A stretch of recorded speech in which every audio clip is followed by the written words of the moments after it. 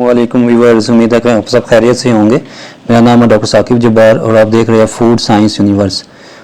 कल के लेक्चर में मैंने आपको टमाटर केचप की रेसिपी बताई और केमिकल्स बताए। आज सेकंड पार्ट मैं लेके आपके सामने हाजिर हूँ। सेकंड पार्ट में मैं बताऊँगा आपको कि टमाटो केचप को बनाते कैसे है, उसका प्रोसीजर क्या है, बनाने में किन किन चीज़ों की आपने केयर करनी है, सारा इसके बारे में हम डिस्कस करेंगे। चलिए स्टार्ट करते हैं। सबसे पहला स्टेप जो है टमाटो केचप बनाने में वो सिलेक्शन ऑफ फ्रूट है। कोशिश करें कि ऐसा फ्रूट सेलेक्ट करें जो पका हुआ भी हो और कच्चा ना हो, पका हुआ हो। जैसे हम घरों में खाने के लिए यूज़ करते हैं टमाटर, वैसे ही हो। अगर कच्चे आप सेलेक्ट कर लेंगे टमाटो तो बाद में जो लास्ट में जो टमाटो केचप बनेगा, एक तो उसका टेस्ट सही नहीं होगा और लोग कस्टमर भी पसंद नहीं करेंगे, तो ओवरऑल यानी उसकी क्वालिटी सही नहीं होगी। इसलिए सिलेक्शन टमाटो की बहुत इंपॉर्टेंट है कि जब आपने टमाटो परचेज़ करने हैं तो फुली मैच्योर टमाटो परचेज़ करने हैं और फिर आपने सॉर्टिंग करनी है कि जो गले सड़े है उसको अलग कर लेना है और जो बिल्कुल सही टमाटर हो उसके लिए टमाटो केचप के लिए वो सिलेक्ट करने हैं। दूसरा स्टेप है वॉशिंग।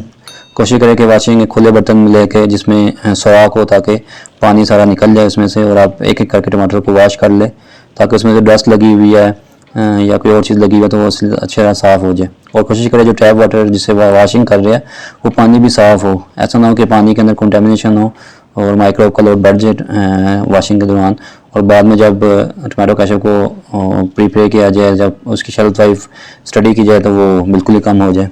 तो इसलिए यानी टैप वाटर को भी देख ले कि वो बिल्कुल साफ़ सुथरा हो। अगर तो यानी कोशिश करें कि टैप वाटर जो हम घर में वॉशिंग के लिए यूज़ करेंगे या जहाँ भी आप बना रहे हैं तो टैप वाटर का भी टेस्ट करवा लें कि हार्ड वाटर तो नहीं है या कंटेमिनेटेड तो नहीं है, ताकि आपको कंफर्म हो जाए। या फ़िल्टर वाटर फ़िल्टर लगा लें अपने जहाँ पे नल के साथ या टूटी के साथ जहाँ पे आपने वॉशिंग करनी है। और तीसरा स्टेप है कटिंग। जैसे इस तस्वीर के अंदर शो किया गया है कि ऐसे आपने टमाटर को कट कर लेना है। उसके बाद जो इंग्रेडिएंट्स यूज़ होने हैं जो कल के लेक्चर में बताया आपको रेसिपी के अंदर, वो सारे आपने वेट कर लेने हैं। और जो स्पाइसेस है, स्पाइसेस में मैंने जो कल के लेक्चर में रेड की हुई थी, जैसे क्लोव्स, लौंग है, ऐसे ब्लैक पेपर है, सिनेमन बार्क है, दालचीनी भी कहते हैं। इन तीनों को आपने मलमल के कपड़े के अंदर डाल के बंद कर लेना है। तो मैंने कल बताया था आपको कि अगर तो ये आपको यानी अगर आपने एक्सट्रैक्ट यूज़ करना है तो आप पानी में बॉईल करके 10 से 15 मिनट उसका एक्सट्रैक्ट निकाल लें। उसके बाद 50 ml एक्सट्रैक्ट इसको केचप में यूज़ कर लें। अगर आपके पास आप एक्सट्रैक्ट नहीं करना चाहते तो इस तरीके से भी आप कर सकते हैं। तो ये स्टेप में आपने पोटली बना ली, इसके मलमल के कपड़े के अंदर तीनों चीज़ें अंदर डाल दी और उसको गिरिया लगा दी। उसके बाद जो पानी रेसिपी के अंदर है 500 ml वो आपने पानी लेना है और पानी भी कोशिश करें साफ़ सुथरा हो, कंटेमिनेटेड ना हो। ठीक है। उसके बाद 7 स्टेप है। 7 स्टेप में क्या है कि आपने वो जो स्पाइसेस वाली पोटली है और इसके अलावा अगर तो आपके पास पाउडर फॉर्म में है ऑनियन, जिंजर और गार्लिक, तो फिर तो पाउडर फॉर्म में यूज़ कर लिया। अगर पाउडर फॉर्म नहीं है तो फिर साबित छोटे छोटे काट के इसके अंदर डाल दें। जो कुकिंग पैन है आपका उसके अंदर डाल दें। और 8 स्टेप पे आपने 15 मिनट के लिए इसको कुक करना है। जब इसे डाल दी उसके बाद आपने 15 मिनट के लिए इसको कुक करना है। जब कुकिंग 15 मिनट हो जाए तो उसके बाद ये पोटली इसमें से निकाल ले और इसको ग्राइंडिंग करे। ग्राइंडर जो आम घरों के अंदर ग्राइंडर होते हैं उसके अंदर डालकर अच्छी तरह यानी सारे जो भी यानी बन गया इसको अच्छी तरह ग्राइंड कर ले, ताकि इसमें मैक्सिमम चीज़ें पार्टिकल साइज छोटा हो जाए और जब सीविंग करे तो आपके लिए मैक्सिमम उसकी स्किन भी और सीड भी रिमूव हो जाए। उसके बाद 11 स्टेप में आपने इसको स्टेनिंग करनी है। स्टेनिंग के 2 तरीके, या तो सीव से कर ले आप, या बाज़ लोग मलमल का कपड़ा यूज़ करते हैं, डबल लेयर मलमल का कपड़ा, डबल यानी उसकी तय लगा कर उससे भी आप सेविंग कर सकते हैं यानी स्टेनिंग कर सकते हैं। 2 तरीके यानी। उसके बाद जब आपने स्टेनिंग कर ली उसके बाद आपने इसको मज़ीद इसके अंदर जो बाकी चीज़ें हैं जैसे नमक है, सुरख मिर्च है, चीनी है और सिट्रिक एसिड इसके अंदर डाल देना है। उसके बाद जो है ना आपने इसे कुक करना है 25 से 30 मिनट के लिए। तो ऐसी सी यानी आपके सामने शक्ल बन जाएगी इसकी। और जब वो 25-30 मिनट कुक हो जाए उसके बाद कुकिंग स्टॉप करके आपने इसमें सिरका डाल देना। ठीक है। उसके बाद आपने इसके अंदर गम्स ऐड करने हैं, जो मैं रेसिपी में बताया था आपको कल। 2 गम हम डाल देंगे इसमें, CMC और ज़ैंथम गम। ये बेसिकली थिकनर भी है, इसको थिक करेंगे मज़ीद, और ये बाइंडर भी है कि जो इंग्रेडिएंट्स डाले आपने आप इसमें बाइंड हो जाएंगे, और स्टेबलाइज़र भी है कि जब आप इसको स्टोर करेंगे तो ये सेपरेशन उनसे बचाएंगे। तो ये सारे गम यहाँ पे ऐड कर देने हैं, ये जो कुक किया हुआ आपने इसमें विनेगर डालने के बाद। और कोशिश करें, अगर इसमें यहाँ पे एक चीज़ बड़ी इंपॉर्टेंट है कि बाज़ दफ़ा जब हम CMC या ज़ैंथम गम डालते हैं तो गुठलियाँ बन जाती है। तो कोशिश करें कि इसको थोड़ा थोड़ा डाल ले और साथ साथ मिक्स करते रहे, और इसके बाद जब सारा डाल ले उसके बाद इसको ग्राइंड कर ले मज़ीद ना ग्राइंडर के अंदर, ताकि ये प्रॉपर मिक्स हो जाए। क्योंकि अगर ये CMC और ज़ैंथम गम मिक्स नहीं होगी तो केचप के अंदर गुठलियाँ बन जाएगी और जो आपकी यानी क्वालिटी को ख़राब कर देगी। और 100 नंबर पे आपने क्या करना, चेक करने के लिए केचप बन गया कि नहीं बना। तो ये आसान सा तरीका है, एक प्लेट ले आप और उसके अंदर इसका फ़्लो चेक करें। अगर तो ये फ़्लो बहुत तेज़ी से जा रहा है, इसका मतलब मज़ीद कुकिंग इसको ज़रूरत है।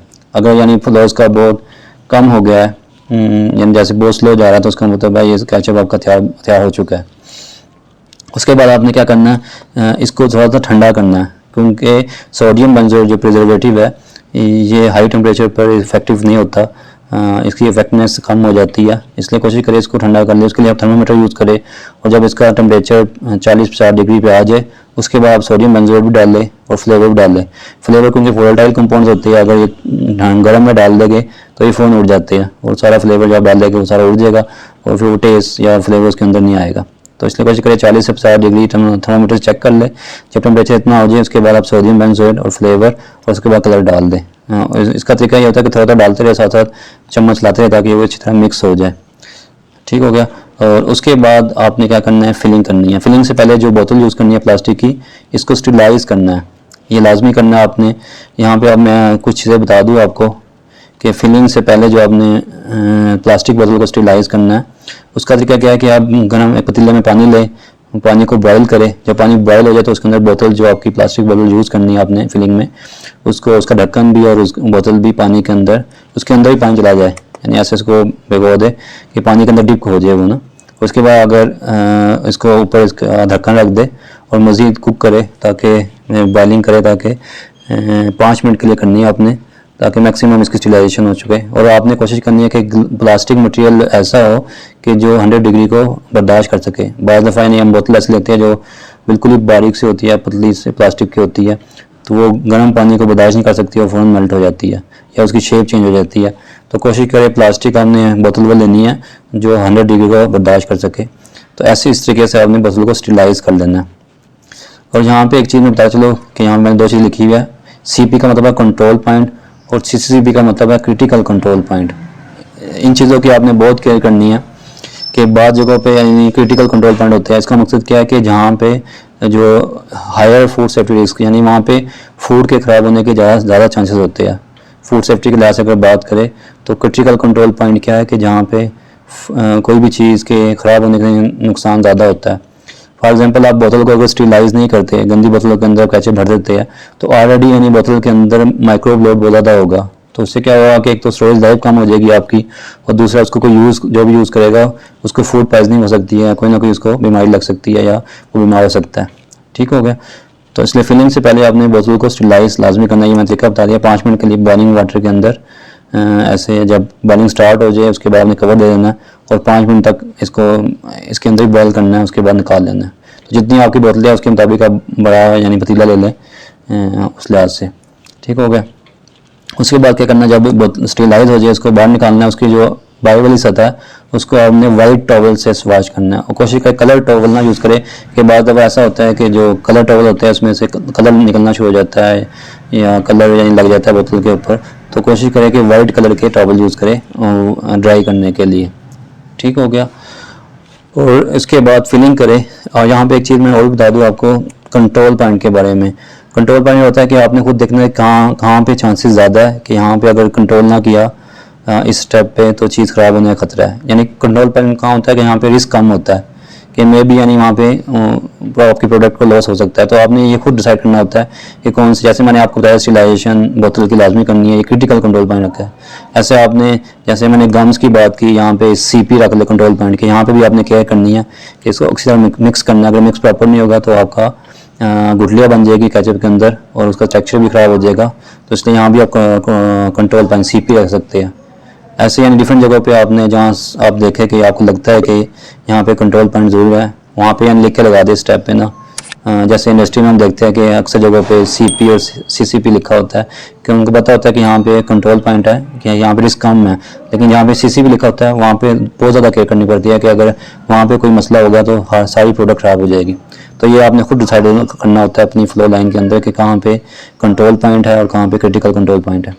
और फिलिंग, जब सीलाइज बोतल आपने ड्राई कर ली, ड्राई करने के लिए सिंपल आप बाहर से उसकी सफ़ेद तौले से साफ़ करें, उसके बाद उसको एयर के अंदर रख दे, खुली एयर के अंदर ना, पंखा चला के, यानी ना किसी भी टेबल के ऊपर रख दे ताकि अंदर से भी ड्राई हो जाए।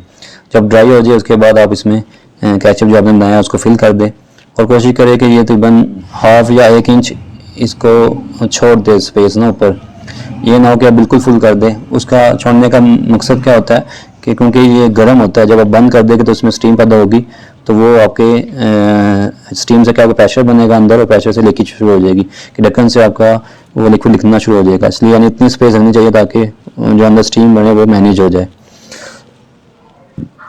ठीक हो गया। इसके बाद वॉश कर लिया, इसके बाद लेबलिंग, कि लेबलिंग यानी बड़ी इंपॉर्टेंट चीज़ है किसी भी प्रोडक्ट को सेल करने के लिए। अगर आपका लेबल प्रॉपर नहीं है तो कंज्यूमर आपके प्रोडक्ट की तरफ अट्रैक्ट नहीं होगा। पहली चीज़ जो कंज्यूमर को अट्रैक्ट करती है वो लेबलिंग है, कि जितनी लेबलिंग और पैकिंग कैसी है उसकी और लेबलिंग कैसी है, वो चीज़ें कस्टमर को अट्रैक्ट करती है और कस्टमर खुद ब खुद आपकी चीज़ परचेज करता है। तो इसलिए यानी इस पर भी कंसंट्रेट करना है आपने कि लेबलिंग के ऊपर जो चीज़ें लिखनी होती है उसमें न्यूट्रिशन वैल्यू भी होती है, ऐसे इंग्रेडिएंट्स जो आपने डाल दिया उसके अंदर वो भी लिखने होते हैं। ऐसे यानी अगर कोई एलर्जी है किसी को किसी चीज़ से, तो वो भी आपने कोई ऐसी चीज़ डाल दिया जो एलर्जी कर सकती है, लोगों को एलर्जी होती है उससे, तो आप उसमें मेंशन कर दें कि इसमें ये चीज़ है, ये वो जिनको इनसे एलर्जी है वो यूज़ ना करें। ऐसे ये भी लिख दे कि इसको सनलाइट, जैसे लिखा हुआ डायरेक्ट सनलाइट में ना रखे, और इसको रेफ्रिजरेट कर ले ओपनिंग के बाद, यानी इसको फ्रिज के अंदर रखे। और इंडस्ट्री का नाम जहाँ पे बन रही है वहाँ पे यानी उसका एड्रेस मेंशन करना भी लेवल पर ज़रूरी होता है, और ये मेड इन कहाँ की बनी हुई है, प्रोडक्ट कहाँ की है, ऐसे ये बार कोड लगाना चाहिए, लगा सकते हैं। और एक इम्पोर्टेंट चीज़ कि नेट वेट कितने kg है, कितने ग्राम है, वो भी लेबल में मेंशन करना लाजमी होता है। ऐसे उसकी डेट ऑफ मैन्युफैक्चरिंग और डेट ऑफ एक्सपायरी और बैच नंबर और इसकी प्राइस, ये सारे यानी मेंशन कर सकते हैं आप, और ये लेबल की रिक्वायरमेंट है तो ये मेंशन करनी होती है चीज़ें ना। तो इस तरह यानी आप केचप को ईज़िली प्रिपेयर कर सकते हैं। तो आज के लेक्चर में मैंने आपको बताया कि केचप को प्रिपेयर कैसे कर सकते हैं। तो ये डिफरेंट स्टेप है, बड़ा इजी है बनाना। तो आज जब वो खुद ट्राई करें, घर के अंदर बनाएंगे, 1-2 दफ़ा बनाएंगे तो आपको अंदाज़ा हो जाएगा। और ये जो चीज़ें मैंने बताई है इंग्रेडिएंट्स, इनको यूज़ करके बनाएंगे तो ये बहुत अच्छा बनेगा। तो आज के लिए इतना ही काफ़ी है। Thanks for watching my video. Take care. अल्लाह हाफिज़।